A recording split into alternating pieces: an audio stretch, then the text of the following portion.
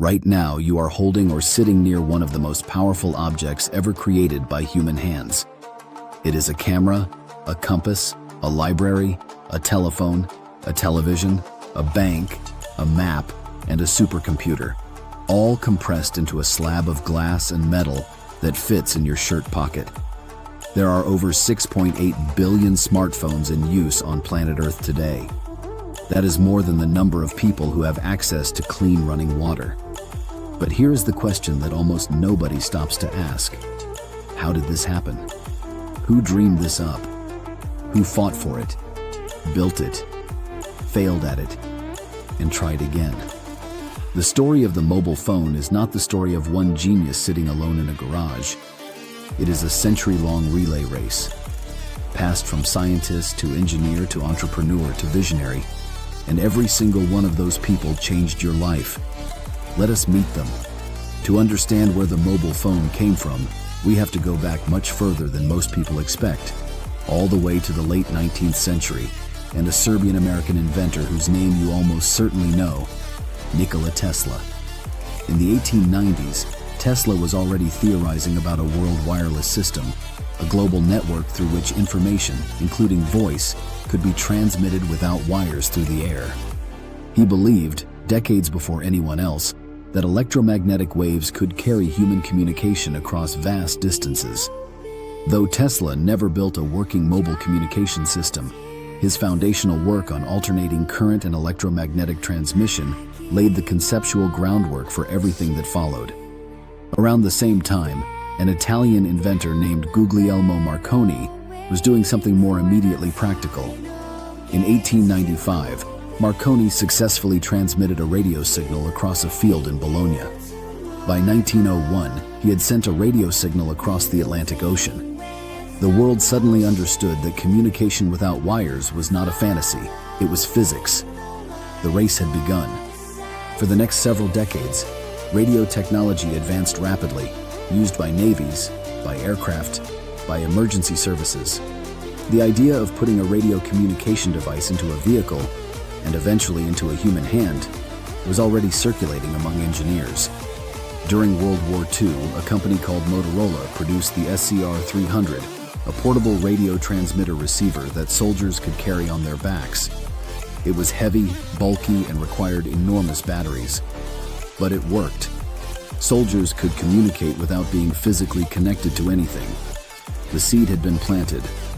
What the world needed now was someone bold enough to make that seed bloom into something that could fit in a civilian's hand. That someone was a soft-spoken engineer from Chicago named Martin Cooper. Born in 1928, Cooper joined Motorola in 1954 and spent years working on portable communication devices. By the early 1970s, Motorola was in an intense competition with AT&T's Bell Labs, both companies racing to be first to create a truly handheld cellular telephone. Bell Labs had a significant head start.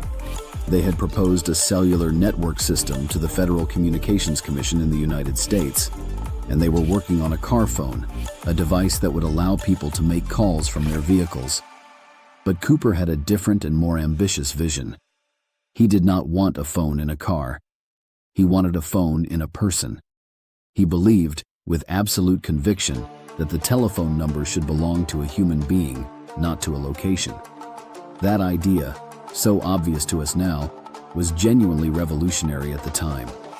Working with a small team at Motorola, Cooper led the development of a prototype handheld mobile phone. They called it the Dynatac, Dynamic Adaptive Total Area Coverage. It was 23 centimeters tall, weighed about 1.1 kilograms, had a battery life of roughly 30 minutes of talk time, and took 10 hours to recharge. It was enormous, heavy, and impractical. But it worked. On April 3, 1973, a date that every smartphone user on Earth should know, Martin Cooper stood on a street in Midtown Manhattan, pulled out his prototype Dynatac, and dialed a number. The person he called was Joel Engel, the head of research at Bell Labs, his chief rival. When Engel picked up, Cooper told him that he was calling from a handheld portable cell phone. History does not record exactly what Engel said in response, but we can safely assume he was not pleased. That phone call, made on a busy New York City street while passers-by stared in bewilderment, was the moment the mobile age began.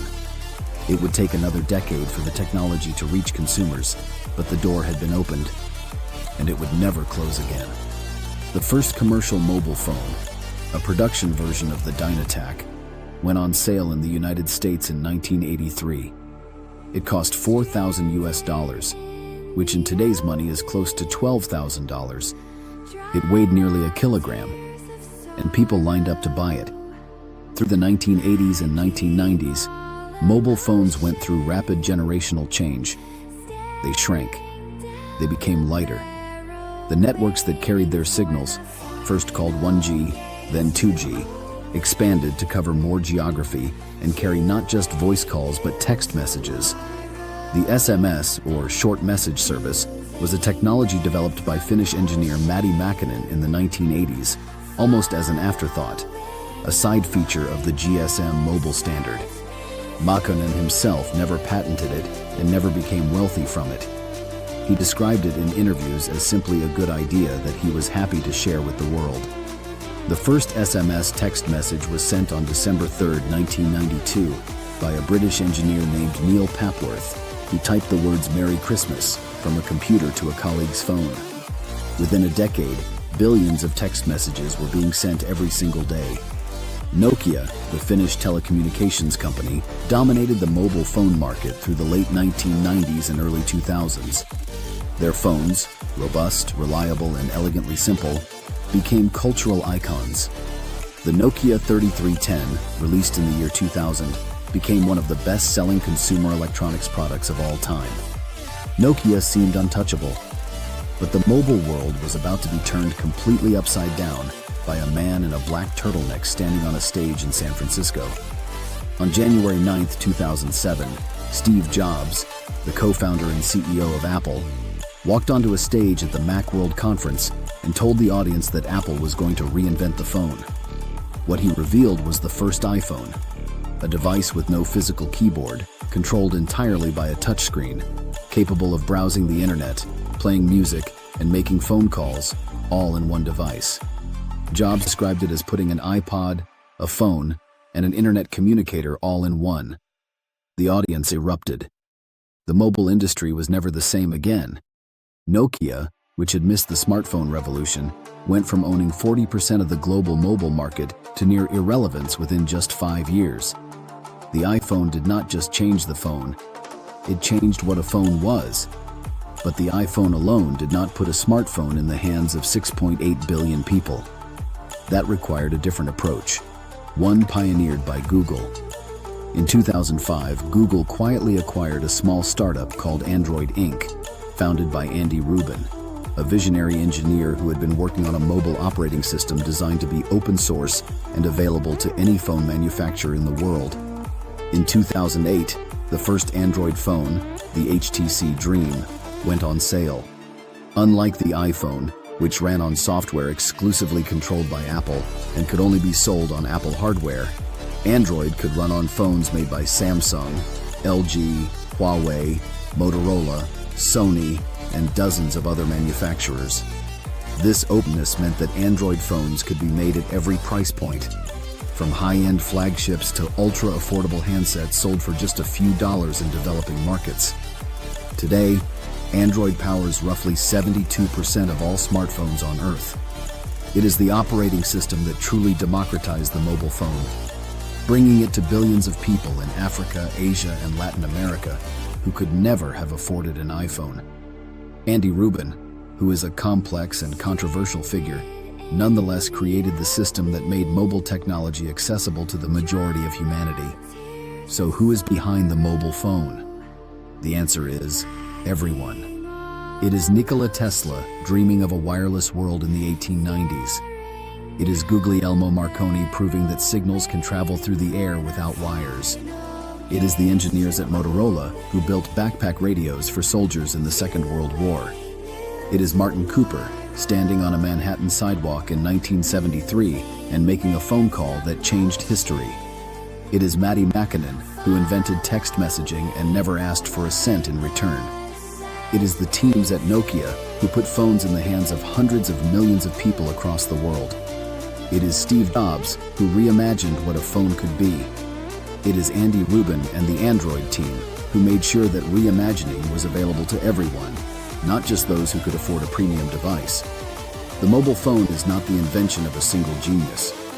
It is the invention of a civilization, built layer by layer, decade by decade, by people who believed that human beings should be able to talk to each other from anywhere on Earth. And the story is far from over. Today's smartphones are already being replaced by wearables, foldable screens, augmented reality glasses, and neural interface devices that may one day make the very concept of holding a phone in your hand as quaint as a rotary dial telephone seems to us now. The next chapter of this story is being written right now by engineers, dreamers, and probably a few people you have never heard of, working quietly in labs and garages, about to change everything again. If you enjoyed this journey through the history of one of humanity's greatest inventions, please like this video and subscribe for more deep dives into the technologies, ideas, and people that shaped our world. Leave a comment below. What invention do you want us to explore next? Thank you for watching.